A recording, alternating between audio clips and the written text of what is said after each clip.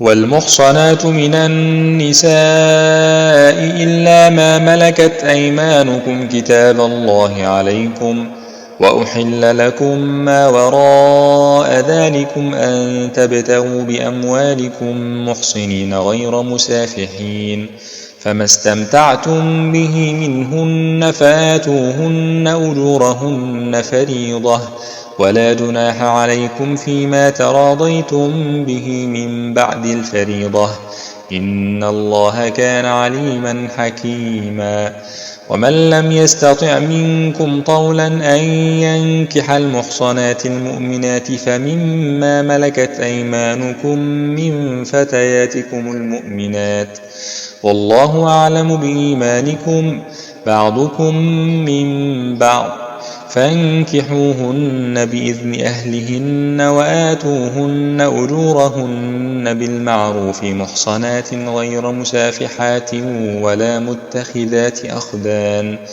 فإذا أحصن فإن أتين بفاحشة فعليهن نصف ما على المحصنات من العذاب، ذلك لمن خشي العنة منكم، وأن تصبروا خير لكم، والله غفور رحيم. يريد الله ليبين لكم ويهديكم سنن الذين من قبلكم ويتوب عليكم، والله عليم حكيم. والله يريد أن يتوب عليكم ويريد الذين يتبعون الشهوات أن تميلوا ميلا عظيما، يريد الله أن يخفف عنكم، وخلق الإنسان ضعيفا. يا أيها الذين آمنوا لا تأكلوا أموالكم بينكم بالباطل إلا أن تكون تجارة عن تراض منكم، ولا تقتلوا أنفسكم، إن الله كان بكم رحيما. ومن يفعل ذلك عدوانا وظلما فسوف نصليه نارا، وكان ذلك على الله يسيرا. إن تجتنبوا كبائر ما تنهون عنه نكفر عنكم سيئاتكم وندخلكم مدخلا كريما. ولا تتمنوا ما فضل الله به بعضكم على بعض، للرجال نصيب مما اكتسبوا وللنساء نصيب مما اكتسبن، واسألوا الله من فضله، إن الله كان بكل شيء عليما. ولكل جعلنا موالي مما ترك الوالدان والأقربون والذين عقدت أيمانكم فآتوهم نصيبهم، إن الله كان على كل شيء شهيدا. الرجال قوامون على النساء بما فضل الله بعضهم على بعض وبما أنفقوا من أموالهم،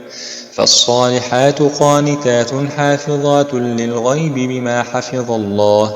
واللاتي تخافون نشوزهن فعظوهن واهجروهن في المضاجع واضربوهن، فإن أطعنكم فلا تبغوا عليهن سبيلا، إن الله كان عليا كبيرا.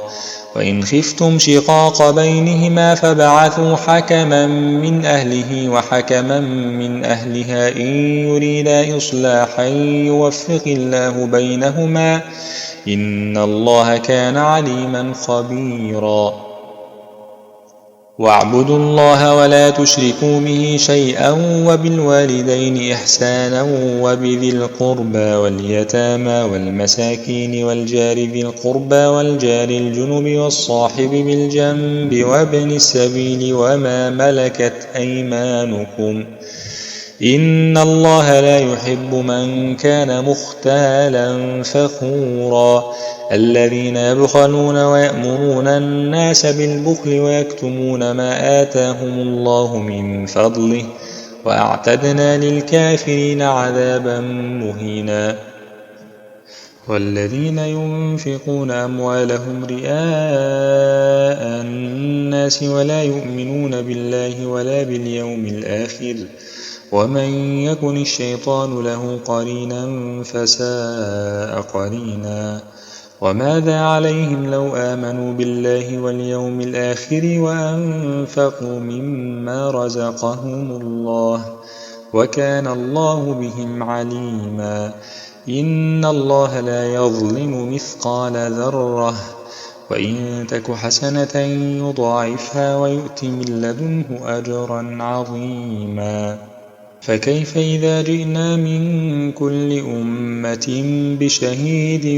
وجئنا بك على هؤلاء شهيدا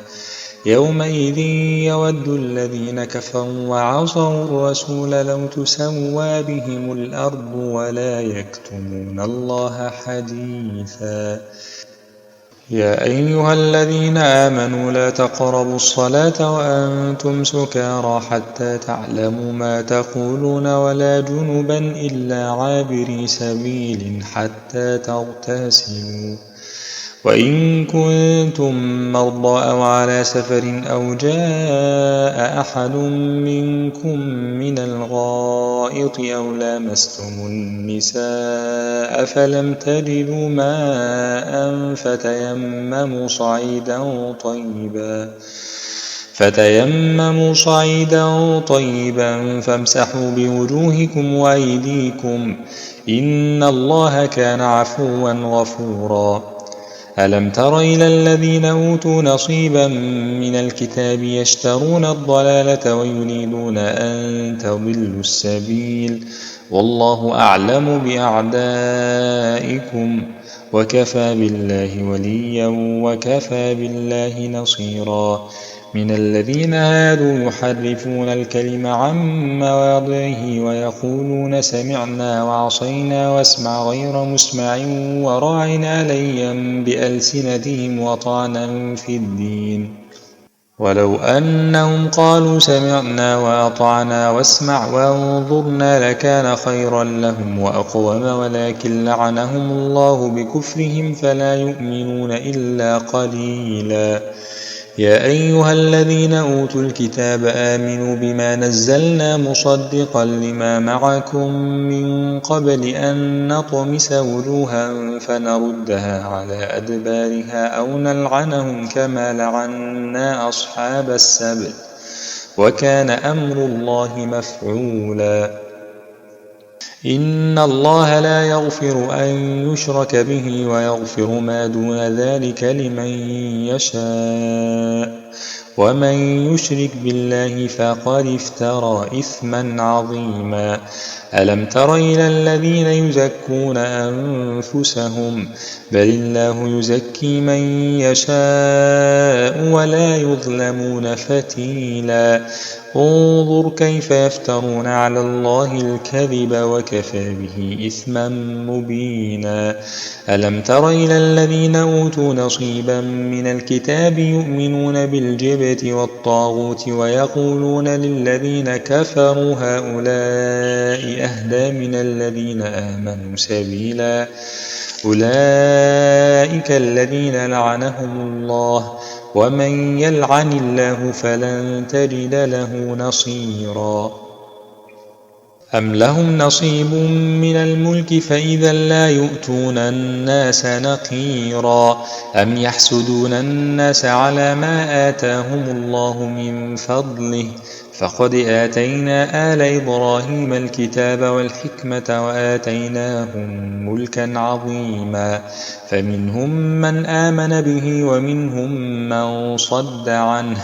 وكفى بجهنم سعيرا. إن الذين كفروا بآياتنا سوف نصليهم نارا كلما نضجت جلودهم بدلناهم جلودا غيرها ليذوقوا العذاب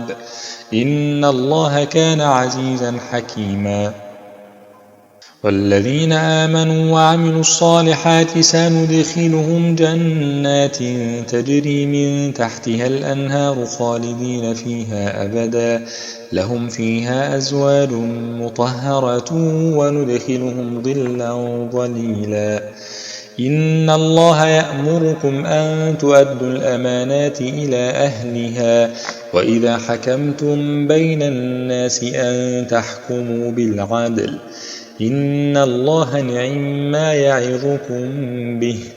إن الله كان سميعا بصيرا يا أيها الذين آمنوا أطيعوا الله وأطيعوا الرسول وأولي الأمر منكم فإن تنازعتم في شيء فردوه إلى الله والرسول إن كنتم تؤمنون بالله واليوم الآخر ذلك خير وأحسن تأويلا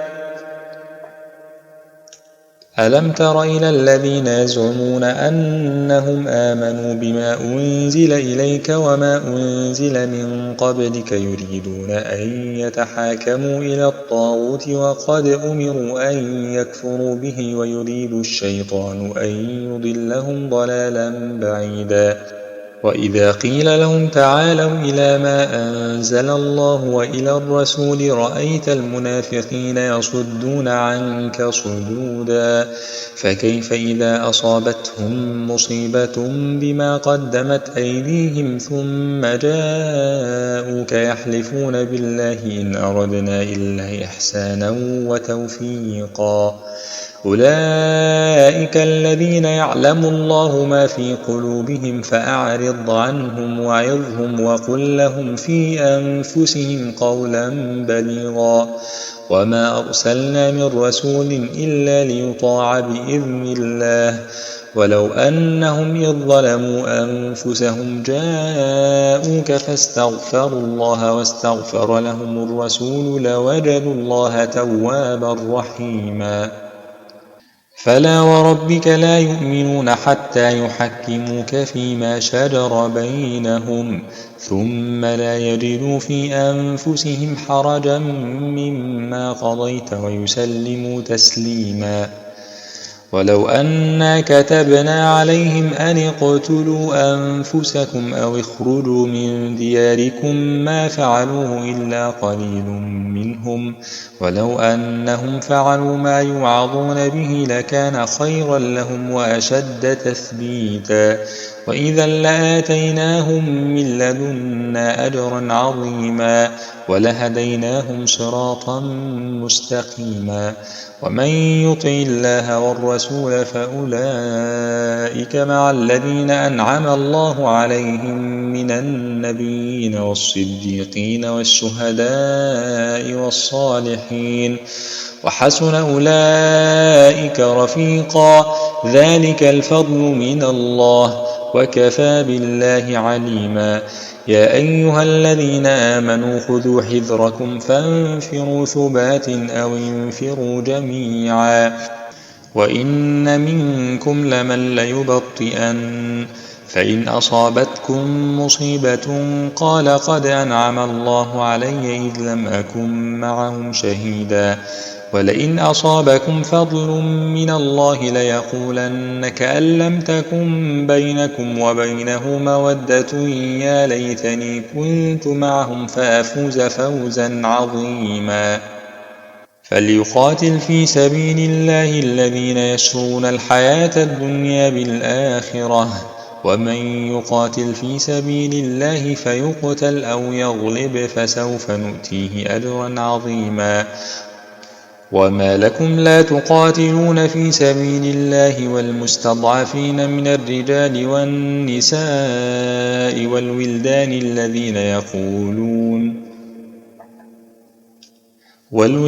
الذين يقولون ربنا أخرجنا من هذه القرية الظالم أهلها واجعل لنا من لدنك وليا واجعل لنا من لدنك نصيرا الذين آمنوا يقاتلون في سبيل الله والذين كفروا يقاتلون في سبيل الطاغوت فقاتلوا أولياء الشيطان إن كيد الشيطان كان ضعيفا ألم تر إلى الذين قيل لهم كفوا أيديكم وأقيموا الصلاة وآتوا الزكاة فلما كتب عليهم القتال إذا فريق منهم يخشون الناس كخشية الله أو أشد خشية وقالوا ربنا لم كتبت علينا القتال لولا أخرتنا إلى أجل قريب قل متاع الدنيا قليل والآخرة خير لمن اتقى ولا تظلمون فتيلا أينما تكونوا يدرككم الموت ولو كنتم في بروج مشيدة وإن تصبهم حسنة يقولوا هذه من عند الله وإن تصبهم سيئة يقولوا هذه من عندك قل كل من عند الله فما لهؤلاء القوم لا يكادون يفقهون حديثا ما أصابك من حسنة فمن الله وما أصابك من سيئة فمن نفسك وأرسلناك للناس رسولا وكفى بالله شهيدا من يطع الرسول فقد أطاع الله ومن تولى فما أرسلناك عليهم حفيظا ويقولون طاعة فإذا برزوا من عندك بيت طائفة منهم غير الذي تقول والله يكتب ما يبيتون فأعرض عنهم وتوكل على الله وكفى بالله وكيلا أفلا يتدبرون القرآن ولو كان من عند غير الله لوجدوا فيه اختلافا كثيرا وإذا جاءهم أمر من الأمن أو الخوف أذاعوا به ولو ردوه إلى الرسول وإلى أولي الأمر منهم لعلمه الذين يستنبطونه منهم ولولا فضل الله عليكم ورحمته لاتبعتم الشيطان إلا قليلا فقاتل في سبيل الله لا تكلف إلا نفسك وحرض المؤمنين عسى الله أن يكف بأس الذين كفروا والله أشد بأسا وأشد تنكيلا من يشفع شفاعة حسنة يكن له نصيب منها ومن يشفع شفاعة سيئة يكن له كفل منها وكان الله على كل شيء مقيتا وإذا حييتم بتحية فحيوا بأحسن منها أو ردوها إن الله كان على كل شيء حسيبا الله لا إله إلا هو لا يجمعنكم إلى يوم القيامة لا ريب فيه ومن أصدق من الله حديثا فما لكم في المنافقين فئتين والله أركسهم بما كسبوا أتريدون أن تهدوا من أضل الله ومن يضلل الله فلن تجد له سبيلا ودوا لو تكفرون كما كفروا فتكونون سواء فلا تتخذوا منهم أولياء حتى يهاجروا في سبيل الله فإن تولوا فخذوهم واقتلوهم حيث وجدتموهم ولا تتخذوا منهم وليا ولا نصيرا إلا الذين يصلون إلى قوم بينكم وبينهم ميثاق أو جاءوكم حصرت صدورهم أن يقاتلوكم أو يقاتلوا قومهم ولو شاء الله لسلطهم عليكم فلقاتلوكم فإن اعتزلوكم فلم يقاتلوكم وألقوا إليكم السلم فما جعل الله لكم عليهم سبيلا ستجدون آخرين يريدون أن يأمنوكم ويأمنوا قومهم كلما ردوا إلى الفتنة أركسوا فيها فإن لم يعتزلوكم ويلقوا إليكم السلم ويكفوا أيديهم فخذوهم واقتلوهم حيث ثقفتموهم وأولئكم جعلنا لكم عليهم سلطانا مبينا وما كان لمؤمن أن يقتل مؤمنا إلا خطأ ومن قتل مؤمنا خطأ فتحرير رقبة مؤمنة ودية مسلمة إلى أهله إلا أن يصدقوا فإن كان من قوم عدو لكم وهو مؤمن فتحرير رقبة مؤمنة وإن كان من قوم بينكم وبينهم ميثاق فدية مسلمة إلى أهله وتحرير رقبة مؤمنة فمن لم يجد فصيام شهرين متتابعين توبة من الله وكان الله عليما حكيما ومن يقتل مؤمنا متعمدا فجزاؤه جهنم خالدا فيها وغضب الله عليه ولعنه وأعد له عذابا عظيما يا أيها الذين آمنوا إذا ضربتم في سبيل الله فتبينوا ولا تقولوا لمن ألقى إليكم السلام لست مؤمنا تبتغون عرض الحياة الدنيا فعند الله مغانم كثيرة كذلك كنتم من قبل فمن الله عليكم فتبينوا إن الله كان بما تعملون خبيرا لا يستوي القاعدون من المؤمنين غير أولي الضرر والمجاهدون في سبيل الله بأموالهم وأنفسهم فضل الله المجاهدين بأموالهم وأنفسهم على القاعدين درجة وكلا وعد الله الحسنى وفضل الله المجاهدين على القاعدين أجرا عظيما درجات منه ومغفرة ورحمة وكان الله غفورا رحيما إن الذين توفاهم الملائكة ظالمي أنفسهم قالوا فيم كنتم قالوا كنا مستضعفين في الأرض قالوا ألم تكن أرض الله واسعة فتهاجروا فيها فأولئك مأواهم جهنم وساءت مصيرا إلا المستضعفين من الرجال والنساء والولدان لا يستطيعون حيلة ولا يهتدون سبيلا فأولئك عسى الله أن يعفو عنهم وكان الله عفوا غفورا ومن يهاجر في سبيل الله يجد في الأرض مراغما كثيرا وسعة ومن يخرج من بيته مهاجرا إلى الله ورسوله ثم يدركه الموت فقد وقع أجره على الله وكان الله غفورا رحيما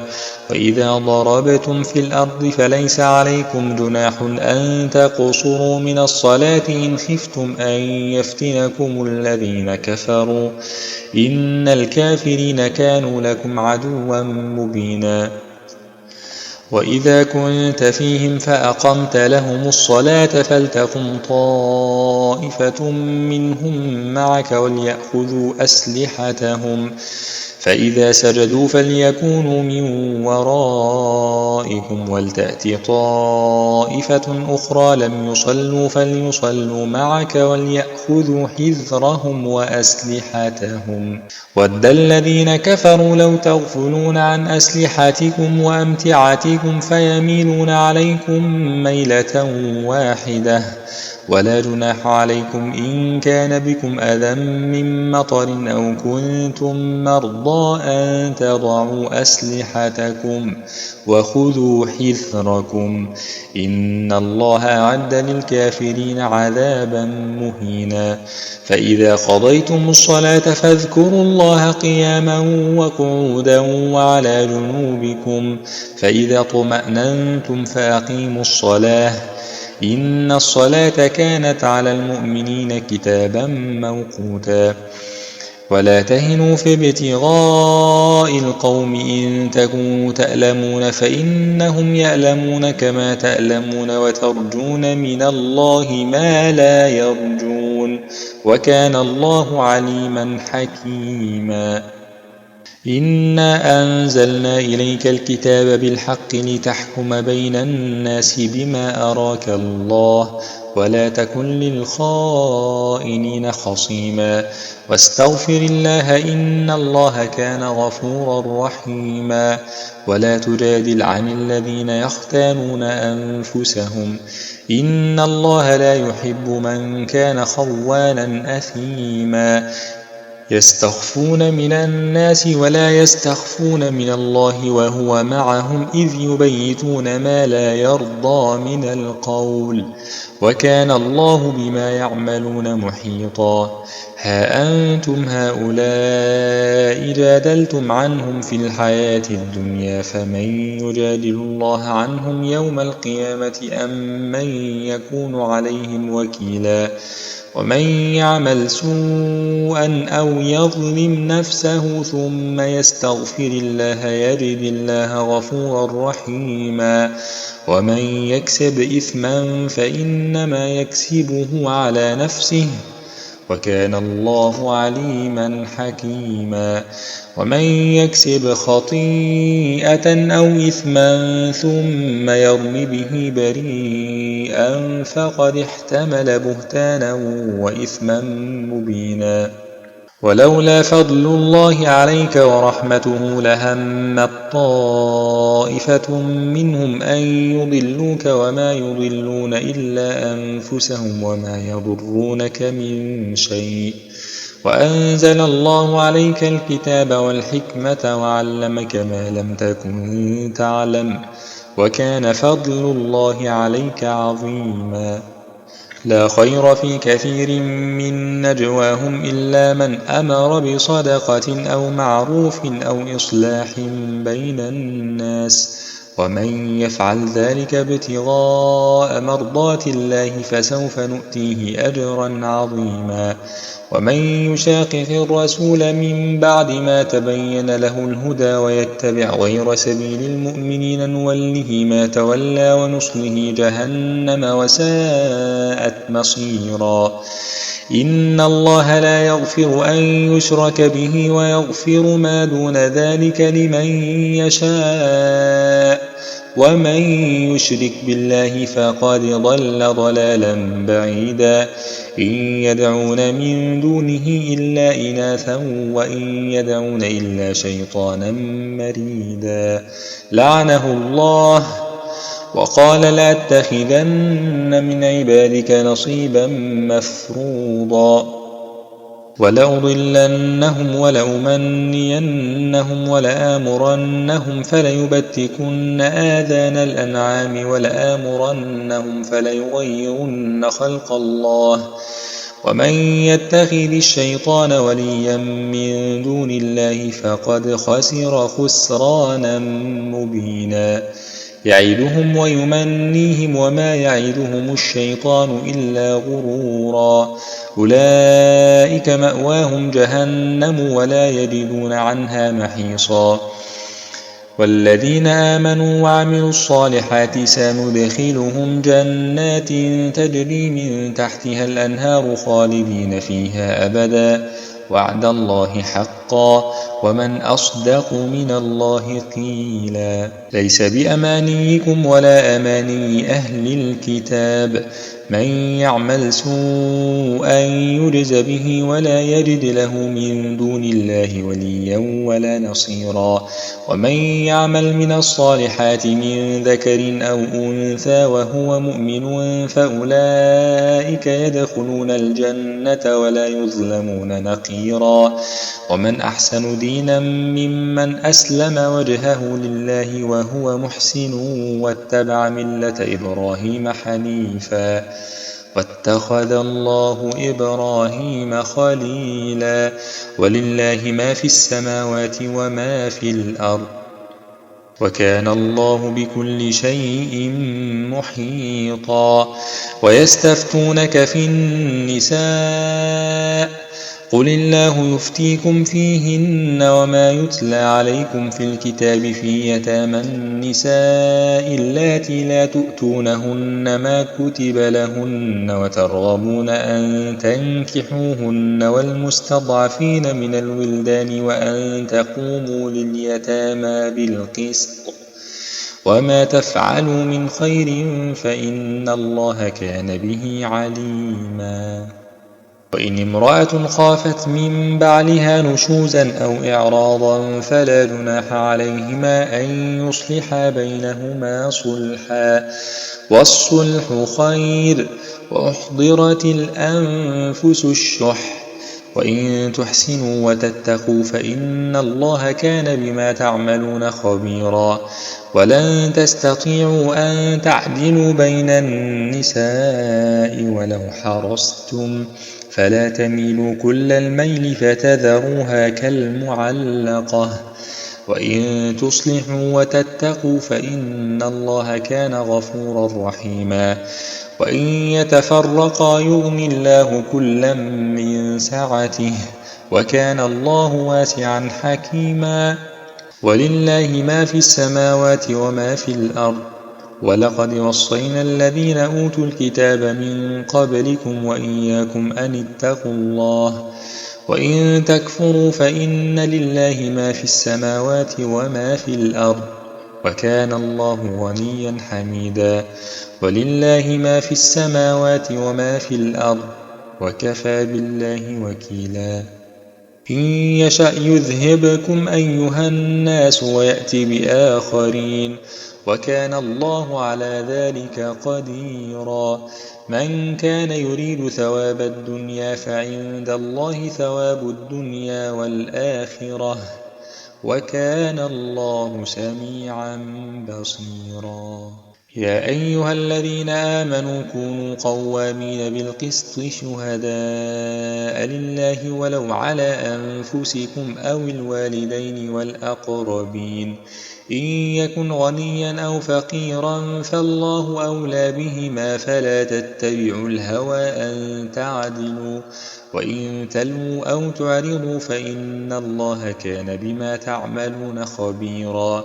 يا أيها الذين آمنوا بالله ورسوله والكتاب الذي نزل على رسوله والكتاب الذي أنزل من قبل ومن يكفر بالله وملائكته وكتبه ورسله واليوم الآخر فقد ضل ضلالا بعيدا. إن الذين آمنوا ثم كفروا ثم آمنوا ثم كفروا ثم ازدادوا كفرا لم يكن الله ليغفر لهم ولا ليهديهم سبيلا. بشر المنافقين بأن لهم عذابا أليما. الذين يتخذون الكافرين أولياء من دون المؤمنين أيبتغون عندهم العزة فإن العزة لله جميعا. وقد نزل عليكم في الكتاب أن إذا سمعتم آيات الله يكفر بها ويستهزأ بها فلا تقعدوا معهم حتى يخوضوا في حديث غيره إنكم إذا مثلهم إن الله جامع المنافقين والكافرين في جهنم جميعا.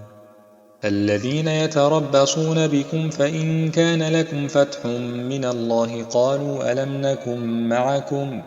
وإن كان للكافرين نصيب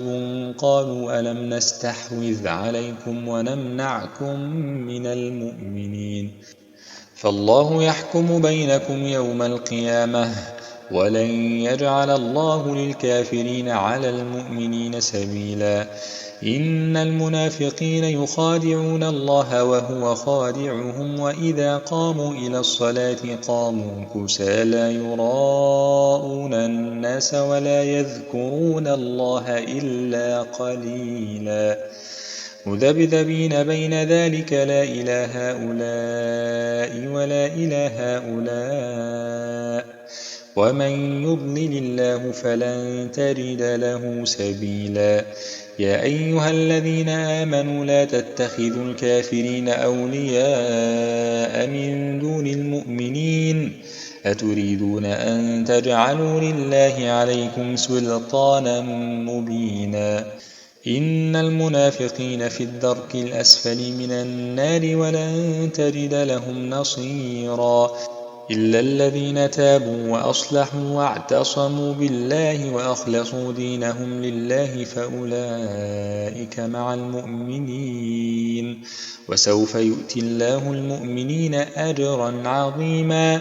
ما يفعل الله بعذابكم إن شكرتم وآمنتم وكان الله شاكرا عليما